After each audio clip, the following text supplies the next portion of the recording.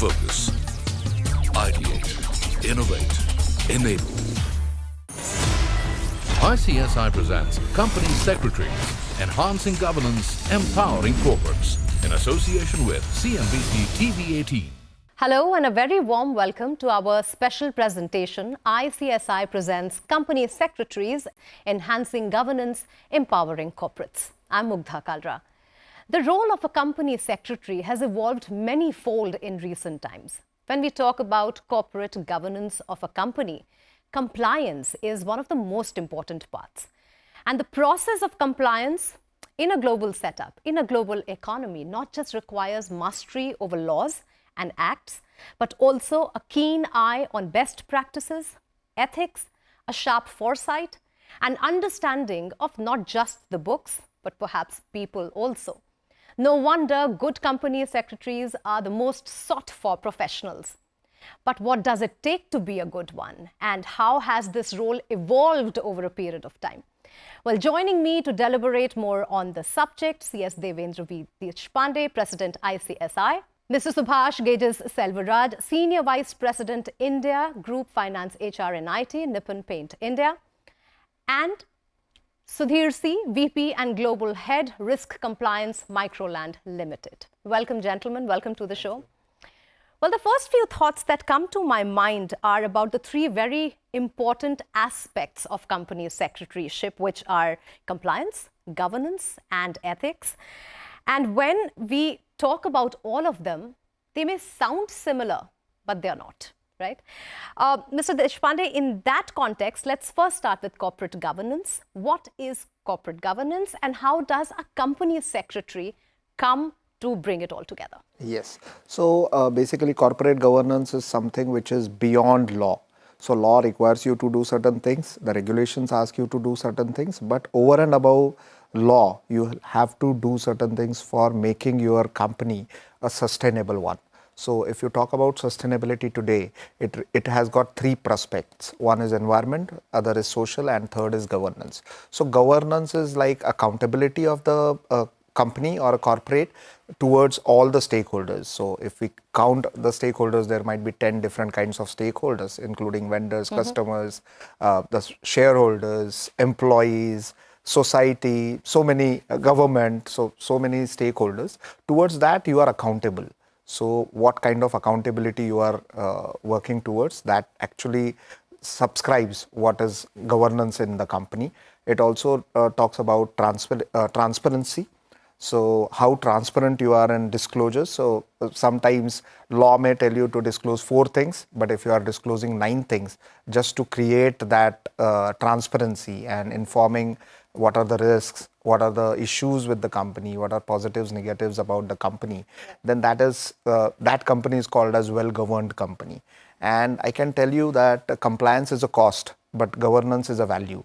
So governance actually creates a value of any corporate. So these are few things which, these are the initial thoughts about governance, and company secretaries are the torchbearers, leaders, or they are the safekeepers of governance. Our profession is not an easy job. pretty difficult, pretty difficult. Mr. Selvaraj, being compliant is a necessity. Being ethical is a choice, and as I said, governance is a different ballgame altogether. How does it pan out in day-to-day functioning when we talk about ethics? Your views? Right. So ethics basically, means doing the right thing. So in terms of business, right? So in ethics, I think it can come how we add value to our customers. So in terms of rendering services or products, so are we, adding value to our customers? And how good we, support our employees, invest in the employees and growing the employees, and our products, our manufacturing process, how it protect the environment, and how also we add value to the shareholders and other stakeholders and create a positive impact to the overall community. So in my perspective, ethics is never a choice. So it is every business house and every leaders across the organization shall practice good business ethics. My first question to you, Mr. Sudhir, is leading from the previous questions, which is how do you see the three pillars together of compliance, governance, and ethics? With this changing regulatory environment and enhanced stakeholder expectations, compliance, governance, and ethics is not just good to have. It is a must for an organization to achieve its strategic objectives. Good corporate governance is all about transparency, accountability, integrity, and it's necessary to have the right management information and organizational controls to achieve it. Compliance, a lot of people think, is just about regulatory compliance, but it goes well beyond that. It's about conformance to a set of requirements, and those could be laws, regulations, policies, contracts, even strategies. A good compliance management system is an integral part of your risk management framework and helps mitigate a lot of compliance risks. Ethics is about doing the right thing every single time. It is the application of ethical principles and methods to business, which is about business ethics. Promotion of a culture of ethics is an imperative, and it increasingly is being realized as the bedrock of good corporate governance. And it is ultimately it instills the confidence of the stakeholder in the company.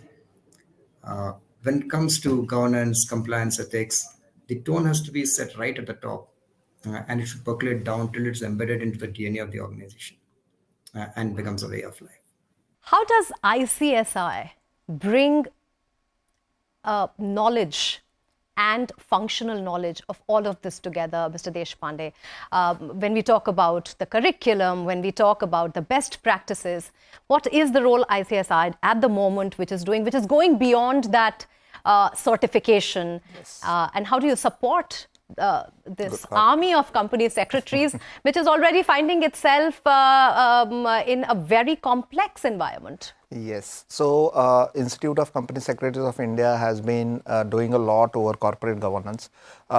In 2001, when this concept was pretty new, we started awards for the different corporates. And now we have expanded those awards to different categories also. So, this is kind of a motivation to the corporates to come in and showcase what governance they are doing, what corporate governance they are doing. We have come out with one a standard, you can call it as standard, best practices in corporate governance. So there are mandatory governance principles and mandatory governance requirements, plus over and above few companies do a voluntary governance standards. They follow voluntary governance standards. So we as institute give the awards to those people. Even for private limited, small emerging companies, we also give awards. So now the new concept which has come, business sustainability and responsibility reporting. So every company has to give that report if you are a top 1,000 listed company. But we are now started award in that. So awarding a best report for mandatory and for voluntary also. So these things we are doing in general. But when we talk about curriculum, every 5 years we are changing the curriculum. Now this year, I'm really happy to tell you that we have completely changed our syllabus, and there are around 6,000 different comments from general public which came. We considered all comments. Twice it was put before the general public, and we have come out with a different syllabus to include all perspectives of corporate governance. Not only corporate governance, but also other things. Yes, like such a big ESG and risk management has been made a separate 100 marks paper. So that really shows the institute's vision towards making our students equipped with corporate governance principles. And we also have different meetings with different institutes in company secretary or governance professionals outside India also. And we understand what are the best practices there, and we are trying to set out a particular document wherein we can find out which can be imported, which can be exported. So all these things we are doing as an institute, and to make global governance also in a particular level. Mr. Selvaraj, how does a company secretary calculate risk? What are the challenges according to you? On a regular basis, right? So every business house faces plenty of risks, like in terms of the regulatory risk, the technology risk, the business risk, There could be, the potential litigation kind of risk. So the company secretary keeps a tight watch over all these aspects, and then also classify the risks into two wider baskets, like the systematic risks which we can't control, so which are the uncontrollable risks. We try to avoid it or try to build certain plans how we mitigate those risks. And in terms of controllable risks or which are non-systematic, so in such case, like we do that, okay, we can build in certain checks and balances such that we operate within certain level of the risk, which is manageable for us. And also, when we manage the risk, so we shall not lose sight. If we don't take certain risks, then there is no reward. So we need to have a proper balance. And the regular way to do it is to have the proper risk matrix and then monitor it regularly and take action then and there without further delays. The instant, advice to the management, instant advice to the board of directors, and taking key decisions and corrective measures timely would help organizations to manage their risks in a much better and efficient manner. When we talk about compliance and when we talk about compliance management, there are so many things that have now come under the big umbrella of compliance, especially ESG when we were talking about that.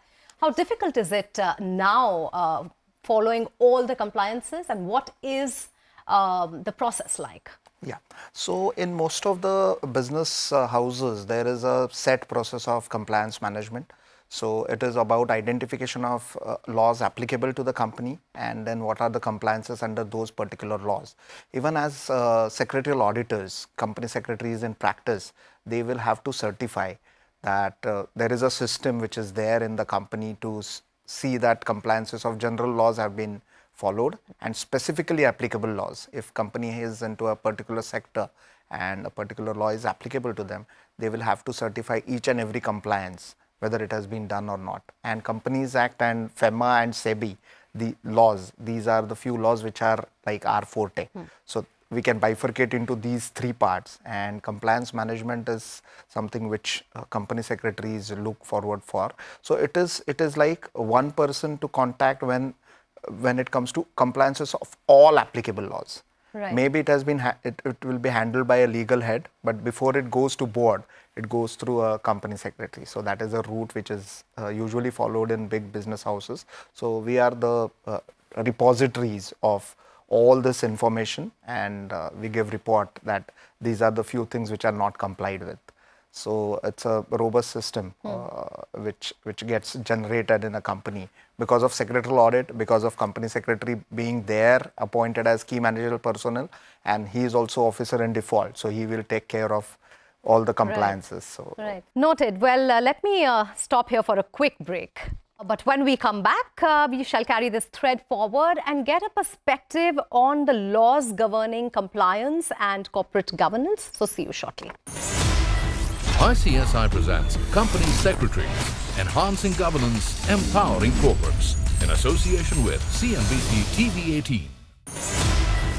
ICSI presents Company Secretaries, Enhancing Governance, Empowering Corporates, in association with CNBC TV 18. Welcome back to our special presentation. ICSI presents Company Secretaries, Enhancing Governance, Empowering Corporates. Let's talk about the laws.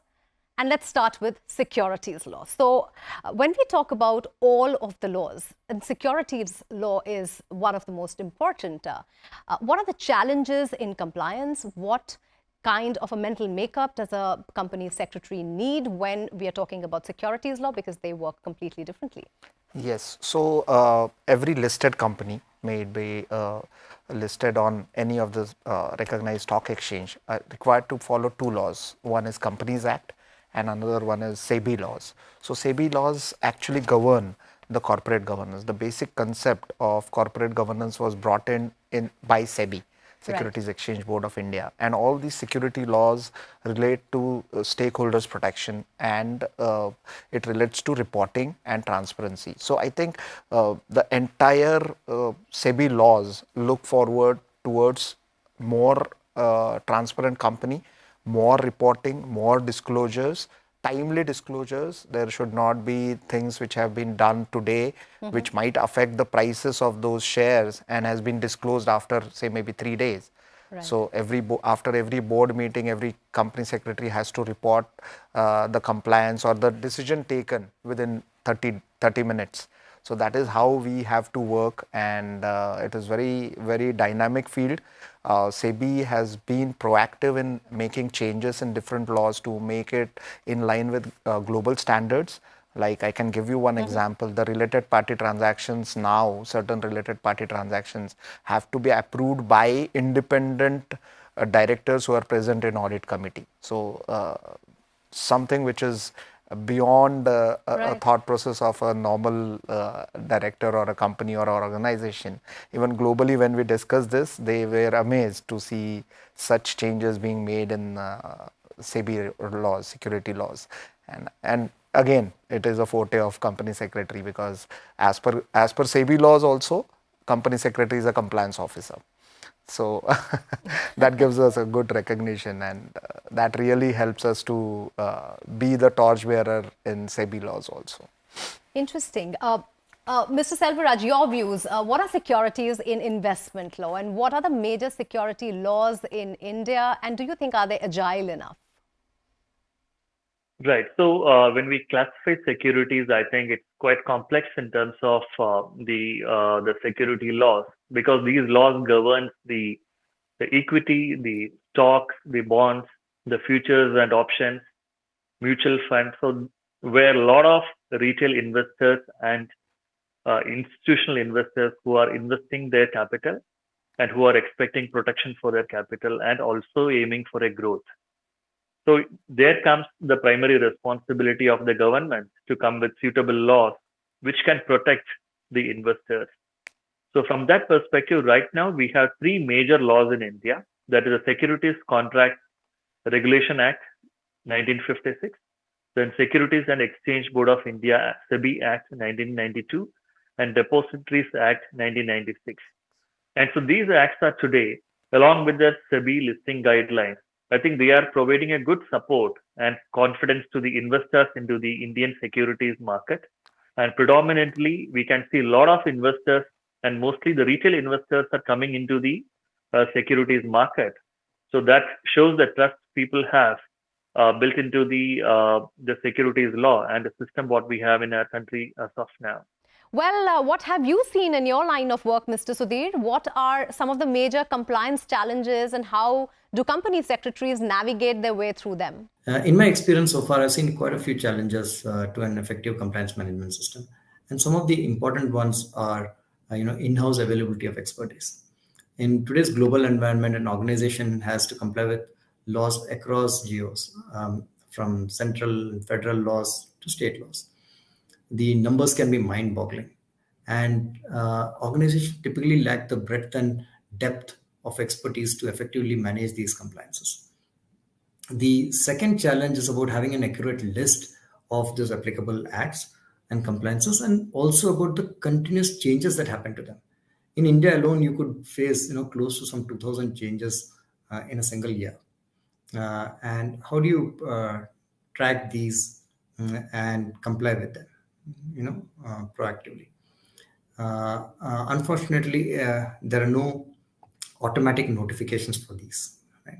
And the third challenge which I've seen is around, being very manual intensive.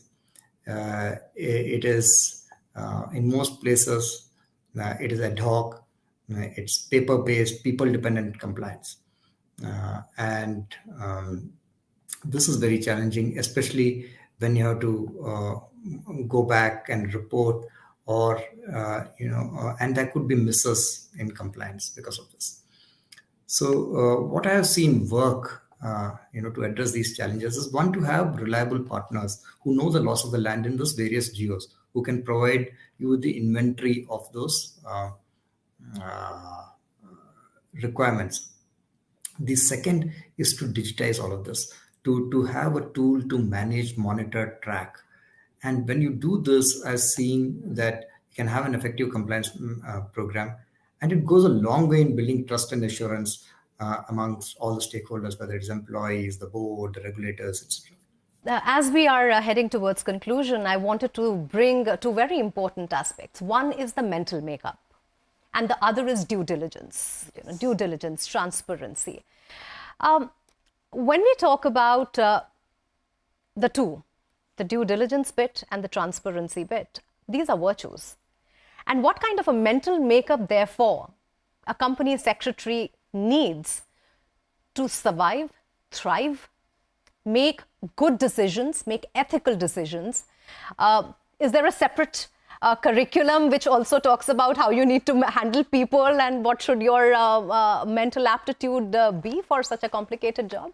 No, not really. It's very difficult when we talk about aptitude and building up of an aptitude. I think the curriculum itself has a variety of subjects which makes us, and there is a strict code of conduct. So these two things actually make our professionals strict about compliances and governance. So many of the times company secretary put his foot very strong and says that, okay, this cannot be done because this is not allowed as per this particular law.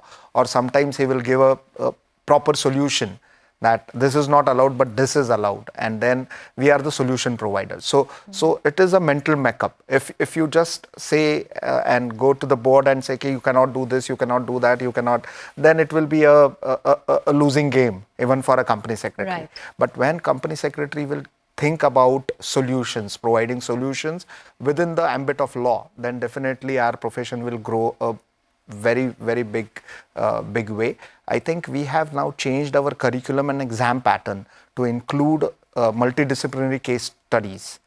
So that will increase. That's the best way of learning. So, and there are also open book exams. So you have books, you will have to give the solution to the client. And that is how we are much trying like to law. build, yeah, much like law. So we are trying to build our professionals to be strong enough to put their foot forward, as well as to help the corporates to grow. It should not be seen as company secretary restricting the growth of a corporate. We are there to have a sustainable growth of companies rather than a short-term growth. Well, thank you so much, gentlemen, for taking out time and talking to us and offering those wonderful insights on the subject. And thank you, audience, for staying with us on our special presentation, ICSI Presents Company Secretaries Enhancing Governance, Empowering Corporates. ICSI presents Company Secretaries Enhancing Governance, Empowering Corporates in association with CNBC TV 18.